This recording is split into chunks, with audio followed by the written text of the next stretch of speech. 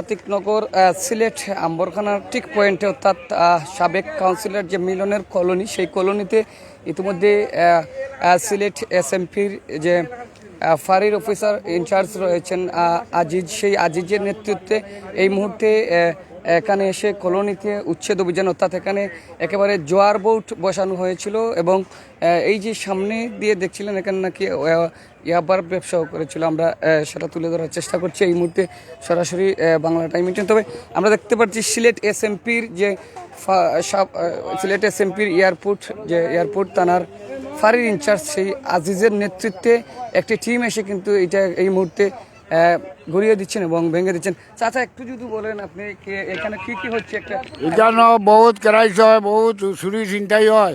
এর বাদে বাবা বেছে, এর বাদে গাঞ্জা বেছে মিলনের কলোনিত, মিলনিয়া বেছে আর মিলনে নেতৃত্ব হচ্ছে এখানে এনো খটাই মিয়া থাকে, খটাই মিলনের সাহায্য বেছে।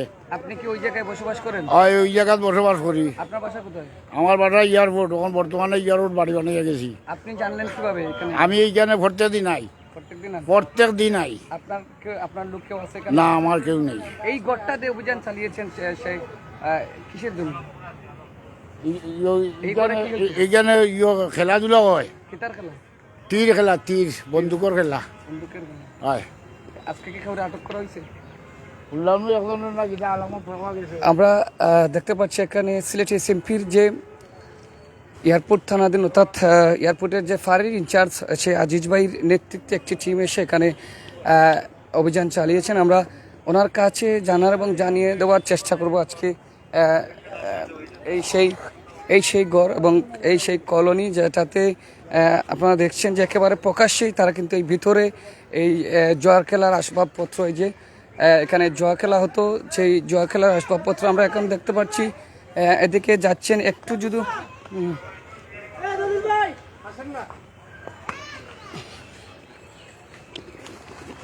আজিজ ভাই একটু আপনি যদি এখানে কি এই ঘরে কি কি হতো একটু যদি বলেন। আমি বাসা থাকতাম না তো, আমি দরগাত মাজারে থাকি। এখানে কি হতো? আপনি আপনার বাসা কইখানে? ইকানো আপনার বাসা যদি আমি কোনোদিন 10টা 11টা 12টা থাই। কোনোদিন এখানে কি লোক দেখতেন? না, আমি দেখছি না। কতজনে কত বিভিন্ন মানুষ আয় এখানে বই লাগা তুই দেখি। টেবিল চেয়ার টেবিল এগুলা কেন? চেয়ার টেবিল এখানে তারা ভয়ে বলতেছেন কইছে শুনছি। দর্শক একটু পর আবার আপনাদেরকে দেখাবো। এই মুহূর্তে অভিযান চলছে, আমরা দেখতে পাচ্ছি সেই বিভিন্ন কলোনিটাকে পরিদর্শন করছেন সেই আজিজ ভাই। উনি এদিকে বের হয়ে গেছেন এই মুহূর্তে, আমরা সেটা তুলে ধরার চেষ্টা করছি। আসলে এখানে কি কি হয়েছিল একটু বলেন যদি। আমি কইতে পারছি না। এখানে কি খেলা হয়? আমি এটা কইতে পারি না।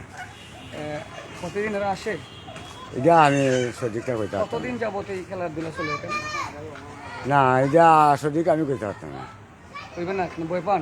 না না না, আমি জানি কেউ বই দেখায়? না না না, আমার বই খেলা দেখা ঘরটা তো অনেক দিন ধরে। তা তো আমি দেখি না। ওরা তো কাজে যাই গিয়া, কাম কাজে যাই, কাজ থেকে আই।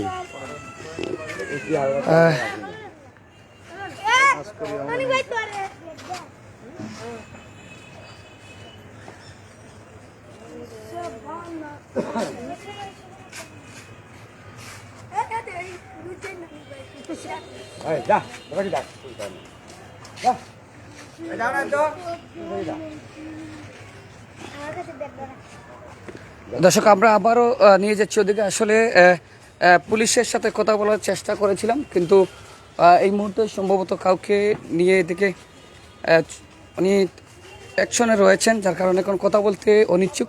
আমরা যদি আবার দেখাই আপনাদেরকে সেই জায়গাটা অর্থাৎ সেই কলোনিতে এখানে কি কি হতো একটু যদি বলেন। জি ভাই, এই ঘরে কি হতো? এই ঘরে ভাই হ্যান্ডিং খেলা হতো। হ্যান্ডিং খেলা কার নেতৃত্ব? এটা ভাই আমরা তার নাম জানি না ভাই। আমরা এই হ্যান্ডিং খেলাটা কি?